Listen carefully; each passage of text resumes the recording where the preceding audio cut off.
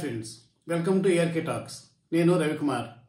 నవేంద్రప్రదేశ్ రాజధానిగా ఇప్పటికే ఎంతో అభివృద్ధి చెంది ఉండాల్సిన అమరావతి నగరం జగన్మోహన్ రెడ్డి ప్రభుత్వ అసమర్థత వల్ల, అలసత్వం వల్ల, ఉద్దేశపూర్వక నిర్లక్ష్యం వల్ల పూర్తిగా అణగారిపోయింది.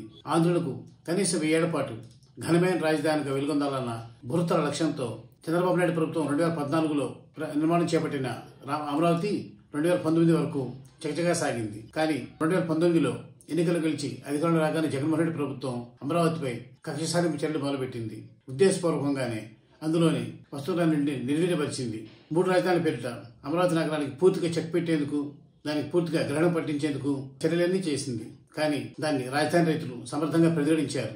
తెలుగుదేశం పార్టీ, జనసేన పార్టీ, ప్రజాస్వామ్యవాదులు, అభ్యుదయ కాముకులు, రాజధాని హితైషులు రాజధాని లేని రాష్ట్రానికి అమరావతి భవ్య రాజధానిగా నిర్మితమై వెలుగొందాలని ఆకాంక్షించిన వారు ఎక్కడెక్కడి నుంచో, దేశం నుంచే కాకుండా దేశ విదేశాల నుంచి ఎందరెందరో అమరావతి రక్షించుకునేందుకు గత 5 ఏళ్లుగా అలుపెరగిన పోరాటం జరిపారు. వీరందరూ కృషి ఫలించింది. అందువల్లనే ఇప్పటి వరకు అమరావతిని ఎంత ప్రయత్నించారే డిస్టర్బ్ చేయకుండా వీరందరి చర్యలు కాపాడగలిగాయి. ప్రజా ఉద్యమాలు చేశారు.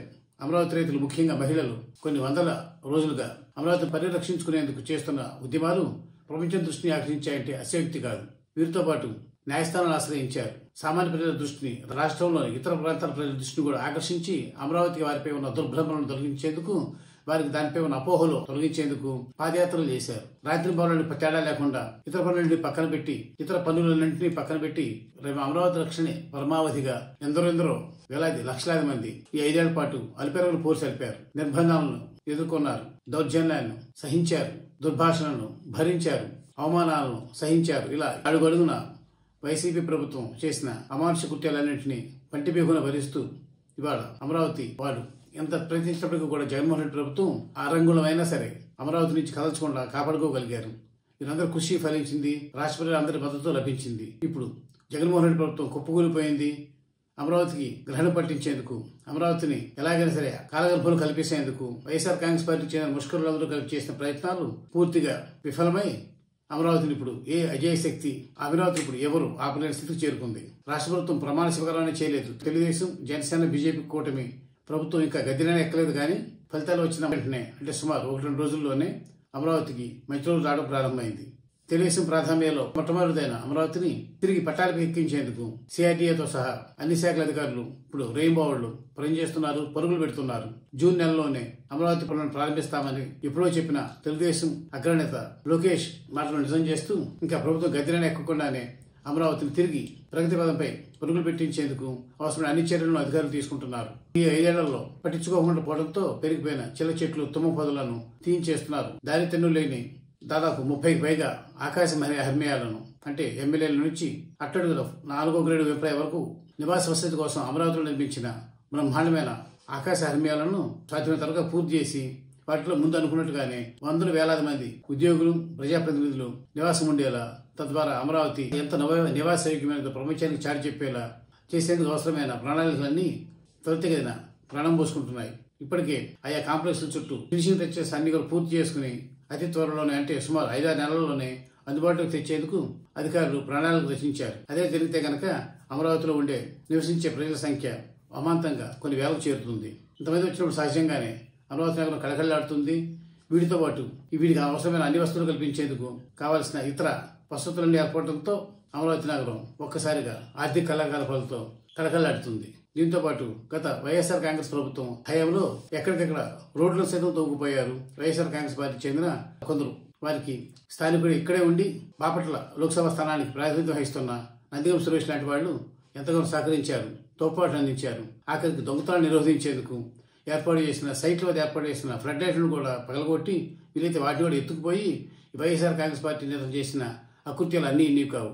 రోడ్లను తవ్వుకుపోవటం, మెటీరియల్ తరలించకపోవటం, పైప్ లైన్స్ ను తీసుకెళ్లిపోవటం, అడ్డుకునేందుకు ప్రయత్నించిన వారిపై దాడులకు తెగబడి వారిపైనే తిరిగి కేసులు పెట్టించడం, ఇలా వైఎస్ఆర్ కాంగ్రెస్ పార్టీకి చెందిన అల్లరి మొక్కలు అమరావతిని భ్రష్టు పట్టించేందుకు సర్వ విధాలా ప్రయత్నించాయి. అయినప్పటికీ ఇప్పుడు రాష్ట్ర ప్రజలందరూ మొగ్గు అమరావతిపై వైపోయాన్ని తేలడంతో తిరిగి అమరావతి మంచి రోజులు వస్తున్నాయి.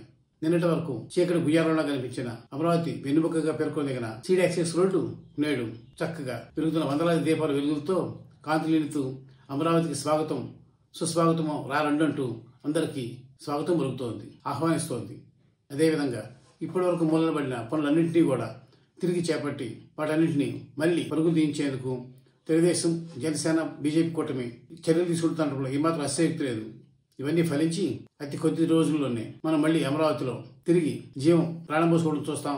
అమరావతి ప్రపంచ అగ్రశ్రేణి రాజధాని నగరాలు ఒకటిగా వెలుగొందటాన్ని త్వరలోనే చూస్తాం. ఈ నమ్మకం చాలా మంది వ్యక్తం చేస్తున్నారు.